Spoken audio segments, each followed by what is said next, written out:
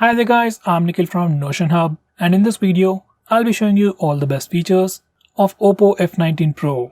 By the way, I'll also be posting a dedicated video for the tips and tricks section, so definitely check that out, link for that will be in the description. Now the most highlighting thing about this phone would be its processor. This phone sports a MediaTek Helio P95 processor with PowerVia GM9446 GPU.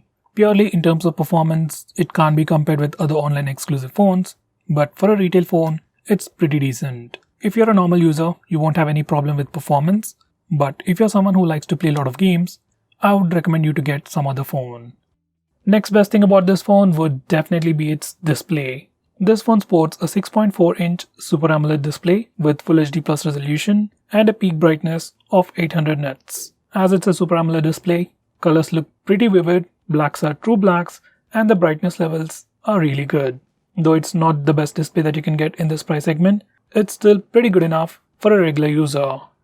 Next best thing about this phone would be its charging speeds. This phone comes with a 50-watt flash charger inside the box, and compared to the decently large 4300 mAh battery this phone packs, you can completely charge it from 0 to 100% in less than 45 minutes, which is really great. Next we have dark mode. This is another famous feature, and once you enable this feature, it'll change all the UI elements to the dark mode or the dark theme. Things like notification panel, home screen, or even settings all change to the dark mode. Some of the system applications like the phone dialer SMS application also change to the dark mode. Some Google applications like Play Store and YouTube also automatically change to the dark mode. Next we have Super Power Saver mode. Once you enable this feature, your phone turns on dark mode, restricts performance, reduces battery usage, and gives you few applications that you can use, and also gives you the option to add few more apps. In this mode, phone's standby time increases drastically. By the way, we can still use internet in this mode. It does consume more battery, but it is definitely better than the regular mode. Next, it has something called real sound technology. Now, if you want to improve the audio experience on the headset, just enable real sound technology from the sound settings, and you will definitely see a noticeable difference. We have a new navigation gesture called swipe from both sides. Now once you enable this feature, you can swipe from the bottom to go home, swipe and hold for recent tabs, and finally swipe from the left side or right side to go back a step. Next we have the old style swipe up gestures. Now once you enable this feature, you can swipe from the bottom right or bottom left corner to go back a step. You can swipe from the center to go home, and finally you can swipe and hold from the bottom center for recent tabs. Even these gestures work really well. Now going on next, we have a super handy shortcut to trigger Google Assistant with the power button. Once you enable this feature, you can long press the power button to trigger Google Assistant. It's a nice feature and can be quite useful while using the navigation gestures, but I don't think this power button will last longer if you use it continuously. Next, I'm going to show you how to take screenshots on this phone. Well, there are mainly two ways. One is by using the buttons. Just press the volume down and power button both at the same time to take a screenshot. Next, we also have the 3-finger screenshot gesture. Once enabled, you can just swipe down using 3 fingers to take a screenshot. By default, this gesture is always enabled. Next, I'm going to show you how to take a long screenshot. First, take a screenshot. You can either use the buttons or the gesture. Once you have the preview of the screenshot, just swipe it down to take a long screenshot. If you have already opened the screenshot, you can click this button to take a longer screenshot. Next we have partial screenshot. For this feature, we are going to use that 3-finger screenshot gesture in a different way. Once you enable this feature, you can just touch and hold the screen to take a partial screenshot. You just need to place the 3 fingers, then slide it slowly to take a partial screenshot. Now going on next, this one even comes with screen recording. I really don't know why you want to record your screen, especially on an Android phone, but for some reason if you want to record it, you can start it from the notification toggles, or you can also use the smart bar, which can be accessed from anywhere by swiping on the right side corner. You can stop recording by clicking the stop button on the floating bubble. Next we have flash on call. Once you enable this feature, every time you get a call, flashlight on the phone blinks to give you an indication. This feature can be quite useful when your phone is in silent mode. Next we have a feature called vibrate when you answer an end call. Just like the name suggests, every time you answer a call or end a call, your phone vibrates. It's not a big feature, but adds to the overall experience. Next, we have a feature that identifies unknown numbers. Once you enable this feature, whenever you get a call from any unknown number, your phone will check its online database and try to find the contact name. This can be quite useful to check spam calls. Next, we have a feature called Screen On End Calls with Power Button. Once you enable this feature, you can end calls by pressing the power button when the display is on. When the display is off, clicking the power button just turns on the display. Next, we have split screen mode. Now, split screen mode has been on Android for a very long time, but on this phone, we have some more features. Now, to start a split screen mode, as always, you can simply press and hold the recent tabs button. Or on this phone, you can also use the 3-finger gesture. Simply swipe up using 3 fingers to open the current application in a split screen mode. You can choose a secondary application from the list below. Personally, I like this gesture and I wish every other phone has it. Next, we have some screen off gestures.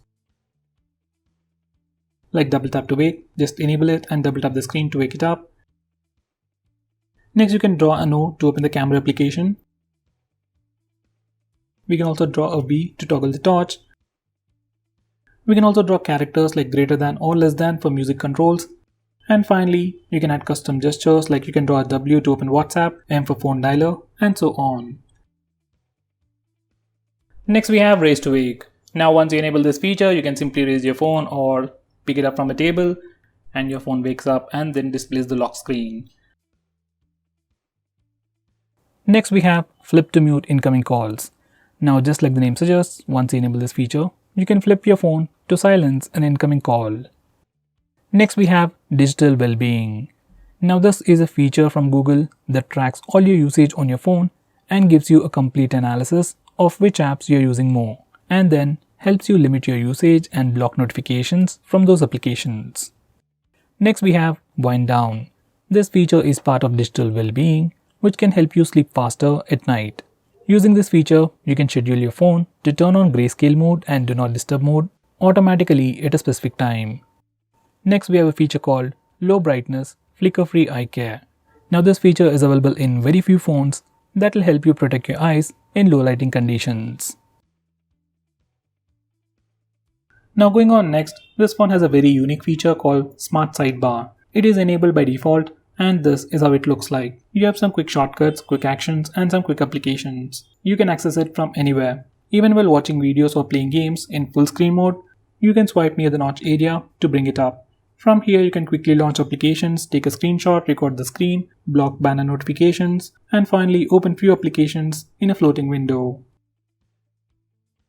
Next, we have assistive ball. Now, just in case if navigation gestures are not really your thing, but you still want a much more immersive experience, you can enable assistive ball. Once you enable this feature, you'll see a floating bubble that can do multiple actions. Now, first you need to select the operation mode. You have gestures and tap mode. I'll go with gestures. Now you can tap once to go back, double tap for multitasking, and touch and hold to go home. If you select tap, once you click it, you just get additional options, just like the iPhones and iPads. Now this is another way to interact with your phone and gives you a much more immersive experience.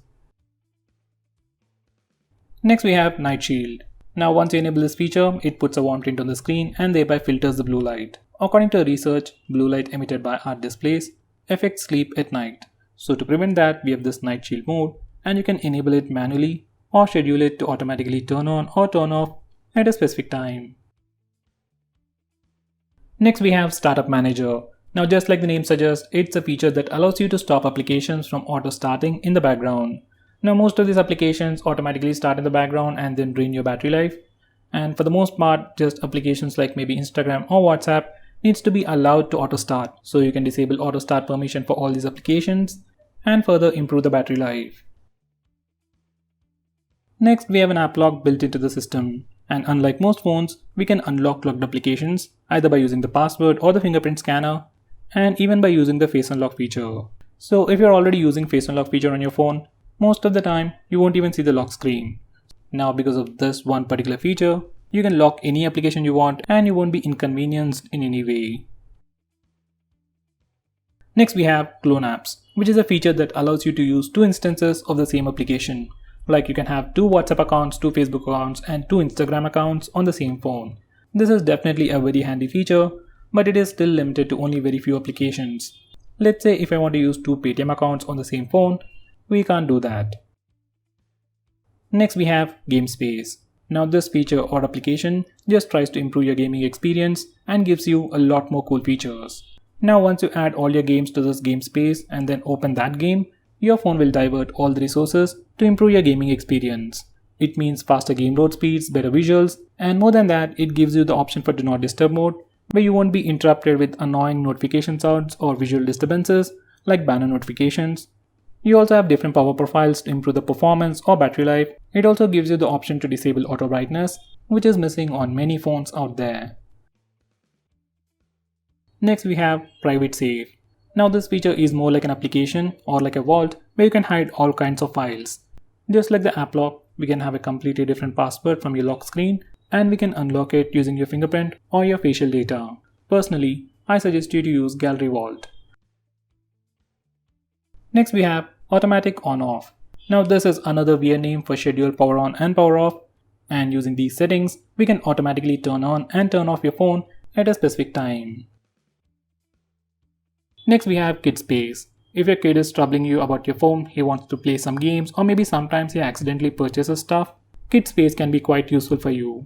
Once you configure this Kid Space, your kid will be able to only use specific applications that you choose and he will be able to use your phone only for a specific amount of time. Once again, it's a nice feature, but if your kid already knows your password, it's completely useless. So guys, those were all the best features. If I missed out on anything important, do let me know by commenting below this video and make sure you check out my video on tips and tricks section. Link will be in the description. Now if you're planning to buy this phone, please use the link in the description. It always helps the channel, and if you want us to make any specific video, tweet out to us with the hashtag AskGreedyTech on Twitter and I'll try to make it as soon as possible. I'm Nikhil from GreedyTech signing off. Have a nice day.